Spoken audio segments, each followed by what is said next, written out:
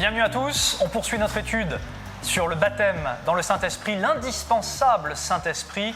On voit que les premiers disciples, eh bien Jésus leur a dit « Vous n'allez nulle part tant que vous n'avez pas reçu le baptême du Saint-Esprit ». On voit que lui-même a exercé son ministère à partir du moment où il a reçu le baptême du Saint-Esprit, dans le Saint-Esprit ou du Saint-Esprit. Vous voyez que pendant 30 ans, on n'a pas entendu parler de lui. Le jour où il reçoit le baptême dans le Saint-Esprit, c'est là que son ministère commence. Et quel ministère? Avec puissance. Puissance pour délivrer les captifs, puissance pour guérir les malades, puissance pour libérer ceux qui étaient tourmentés par les esprits mauvais, et puissance également pour proclamer, pour prêcher, pour enseigner, pour déclarer. Donc, ici, vraiment c'est important, et on aurait pu voir, vous le lirez par vous-même également, dans l'évangile de Luc, au chapitre 3, comment Jésus a d'abord dû recevoir la puissance du Saint-Esprit avant d'être amené dans le désert et de pouvoir résister efficacement au diable. Parce que oui, il a combattu par la parole de Dieu, mais il a combattu par la parole de Dieu alors qu'il était lui-même rempli du Saint-Esprit. Et ça fait toute la différence. Parce que sans quoi, les mots peuvent être creux. Mais là, rempli de la puissance du Saint-Esprit, quand on utilise la parole comme une épée à double tranchant, là ça fait des dégâts dans le camp ennemi. Alors, à présent, je voudrais voir avec vous quelques autres exemples dans le livre des Actes de gens qui ont reçu le baptême dans le Saint-Esprit. Actes chapitre 10, versets 37 et suivants. Corneille, qui est un centurion romain, mais qui était attaché aux choses de Dieu, qui cherchait la vérité, reçoit une visitation angélique qui lui dit « Va chercher Pierre, parce qu'il va te donner des paroles par lesquelles toi et les tiens vous serez sauvés. » Ce qu'il fait, et il nous est dit au verset 37 de Acte 10, Pierre parle « Vous savez ce qui est arrivé dans toute la Judée, après avoir commencé en Galilée, à la suite du baptême que Jean a prêché, comment Dieu a oint d'Esprit Saint et de puissance Jésus de Nazareth, qui allait de lieu en lieu, mais il était oint pour cela, en faisant le bien et en guérissant tous ceux qui étaient sous l'oppression du diable, car Dieu était avec lui. Nous sommes témoins de tout ce qu'il a fait dans le pays des Juifs et à Jérusalem. Ils l'ont fait mourir en le pendant au bois. Dieu l'a ressuscité le troisième jour, lui a donné de se manifester, non pas à tout le peuple, mais aux témoins choisis d'avance par Dieu, à nous qui avons mangé, bu avec lui après sa résurrection d'entre les morts. Et Jésus nous a commandé de prêcher au peuple et d'attester qu'il a été lui-même désigné par Dieu comme juge des vivants et des morts. Tous les prophètes rendent de lui le témoignage que quiconque croit en lui reçoit par son nom le pardon des péchés. Donc, Pierre est en train de prêcher à ces gens qui n'étaient pas des Juifs, il est en train de leur prêcher la repentance, il est en train de leur prêcher qui était Jésus, pourquoi Jésus est mort et ressuscité. Prêcher la repentance, ça n'est pas que prêcher la croix, c'est prêcher la résurrection également. Et pendant que ces gens étaient en train d'écouter avec avidité les paroles de Pierre, parce qu'ils étaient venus pour ça, ils voulaient savoir comment obtenir la vie éternelle, eh bien, ils ont cru. Et à ce moment-là, comme Pierre, verset 44, prononçait encore ces mots, le Saint-Esprit descendit sur tous ceux qui écoutaient la parole. Tous les croyants circoncis qui étaient venus avec Pierre furent étonnés de ce que le don du Saint-Esprit soit aussi répandu sur les païens. Ma question est, comment l'ont-ils vu? Si le Saint-Esprit est invisible, parce que évidemment au baptême de Jésus, on l'a vu sous une forme corporelle, mais comment l'ont-ils vu les croyants circoncis, c'est-à-dire juifs qui étaient venus avec Pierre? Eh bien, ils l'ont vu, verset 46, car ils les entendaient parler en langue et exalter Dieu.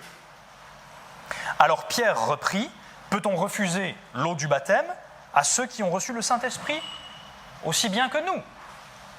Il ordonna de les baptiser au nom de Jésus-Christ. Ils lui demandèrent alors de rester là quelques jours. Et quand on lit le récit, ce même récit de ce qui s'est passé quelques versets plus loin, dans Actes au chapitre 10, mais au verset, 11, mais au verset 15 à 17, lorsque je me mis à parler, Pierre est en train d'expliquer cela, le Saint-Esprit descendit sur eux comme il l'avait fait au commencement sur nous aussi. Donc là, il parle de ce qui s'est passé à la Pentecôte, à Jérusalem. Alors je me souvins de cette parole du Seigneur, Jean a baptisé d'eau, mais vous serez baptisés d'Esprit Saint, ou dans l'Esprit Saint, étymologiquement. Or, puisque Dieu leur a fait le même don qu'à nous, qui avons cru au Seigneur Jésus-Christ, qui étais-je moi pour pouvoir m'opposer à Dieu? Donc, ici, c'est vraiment intéressant parce qu'il y a une chronologie et on voit que d'abord, on entend parler de la repentance, on entend parler du ministère de Jésus, on entend parler de sa mort, de son ensevelissement et de sa résurrection, on entend parler du pardon des péchés en Jésus seul. le seul nom qui peut sauver, c'est Jésus. Et puis ensuite, on voit qu'ils ont reçu le baptême dans le Saint-Esprit. Et ensuite, ils ont reçu le baptême d'eau. Ce qui me fait dire qu'ils n'ont pas été sauvés par le baptême d'eau, ils n'ont pas été sauvés par le baptême dans le Saint-Esprit, ils n'ont pas dû être baptisés d'eau pour pouvoir recevoir le baptême dans le Saint-Esprit, mais on voit qu'il s'agit de 3 expériences distinctes, successives, et avec un ordre qui est variable, mais qui commence toujours par la nouvelle naissance, toujours par l'acceptation de la repentance.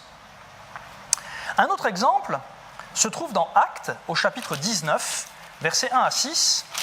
Pendant qu'Apollos était à Corinthe, alors quand vous relisez la fin du chapitre 18, vous comprenez que les gens dont on va parler ici sont des gens à qui Apollos avait annoncé à Éphèse le salut, qui était Jésus-Christ. Il les avait enseignés. Mais Apollos ensuite s'éloigne, il va à Corinthe. Paul, après avoir traversé les hauteurs du territoire, se rendit à Éphèse. Il rencontra quelques disciples, donc ces gens sont des disciples, et il leur dit « Avez-vous reçu le Saint-Esprit quand vous avez cru ?» Donc quand vous avez cru, c'est-à-dire quand vous avez reçu la nouvelle naissance, quand vous avez cru en Jésus-Christ, quand vous vous êtes repenti de vos péchés et vous avez reçu le pardon. Ils lui répondirent « Nous n'avons même pas entendu dire qu'il y ait un Saint-Esprit. » Il dit « Mais quel baptême avez-vous donc reçu ?» Ils répondirent « Le baptême de Jean. » Alors Paul dit « Jean a baptisé du baptême de repentance. Il disait au peuple de croire en celui qui venait après lui, c'est-à-dire en Jésus. » Sur ces paroles, ils furent baptisés au nom du Seigneur Jésus. Paul leur imposa les mains et le Saint-Esprit vint sur eux. Comment est-ce que l'auteur du livre des Actes, c'est-à-dire Luc, peut affirmer que le Saint-Esprit est venu sur eux? Comment est-ce que Paul a pu affirmer que le Saint-Esprit est venu sur eux, non pas en eux, mais sur eux? Pourquoi j'insiste au cours de mes épisodes sur ce distinguo? Parce que vous vous souvenez peut-être qu'à la fin de l'évangile de Jean, quand Jésus est apparu ressuscité à ses disciples, il a soufflé sur eux. Et il leur a dit « Recevez le Saint-Esprit ». Il y a des commentaires, il y a des débats sur ce sujet. Ma conviction, ce n'est que ma conviction, c'est qu'ils sont nés de nouveau à ce moment-là, que l'Esprit de Dieu est venu les régénérer de l'intérieur à ce moment-là. La Bible nous dit dans l'Épître aux Romains que celui qui n'a pas l'Esprit de Christ ne lui appartient pas. Donc, nous avons l'Esprit de Christ à partir du moment où nous naissons de nouveau. C'est d'ailleurs l'œuvre du Saint-Esprit que la nouvelle naissance. Mais il y a ensuite le Saint-Esprit qui vient sur nous. C'est ce qu'ils ont vécu à la Pentecôte, c'est ce que Jésus a vécu lors de son baptême, c'est ce que les croyants chez Corneille ont vécu, et c'est ce qu'ont vécu ces disciples éphésiens au chapitre 19 du livre des Actes. Comment l'a-t-il su? Eh bien, ils se mirent à parler en langue et à prophétiser. Donc, un autre exemple scripturaire, Acte 19, on a vu Acte 2, on a vu Luc chapitre 3, on a vu Acte 10, on a vu Acte 19. Quand quelqu'un reçoit le baptême du Saint-Esprit, il a la capacité d'articuler ce langage particulier. L'apôtre Paul nous dit que quand on prie en esprit, nous disons des mystères. Alors, tantôt, c'est interprété, tantôt, ça n'est compréhensible que par celui qui parle la langue, mais pour celui qui la prononce, quand je dis qui parle la langue, c'est-à-dire par l'auditeur qui comprend ce dialecte. Et on a, peut-être vous avez entendu, moi j'ai entendu, des exemples de gens qui entendaient quelqu'un parler en langue. Le chrétien qui parlait en langue ne savait pas ce qu'il était en train de dire, c'était un mystère pour son intellect, mais l'auditeur qui était dans la salle lui a dit « Moi j'ai très bien compris ce que vous avez dit, vous avez parlé, par exemple, dans les témoignages que j'ai entendus, dans un chinois mandarin absolument parfait. Ou bien vous avez parlé dans tel dialecte pakistanais, ou bien vous avez parlé dans tel dialecte africain, ou bien… » Et des témoignages, on en entend comme cela. Mais, en général, quand il y a le baptême du Saint-Esprit, celui qui le reçoit se met tout de suite à parler en d'autres langues. Quand vous écoutez quelqu'un comme Andrew Womack qui vous dit « Moi, ça n'a pas été mon cas. Il a fallu du temps. Pourquoi ?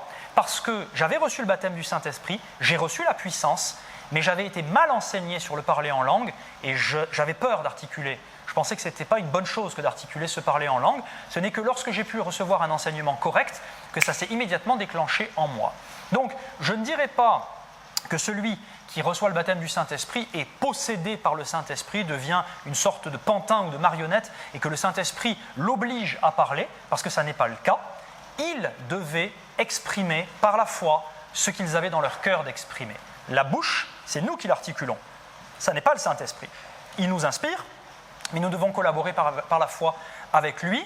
Et je sais, d'après les Écritures, que lorsqu'on reçoit le baptême du Saint-Esprit, il y a tout de suite cette capacité de le faire. Mais il faut collaborer avec lui. Voilà, j'espère que ça vous bénit. Et on va poursuivre notre étude dans un prochain épisode sur le baptême dans le Saint-Esprit. Dieu vous bénisse.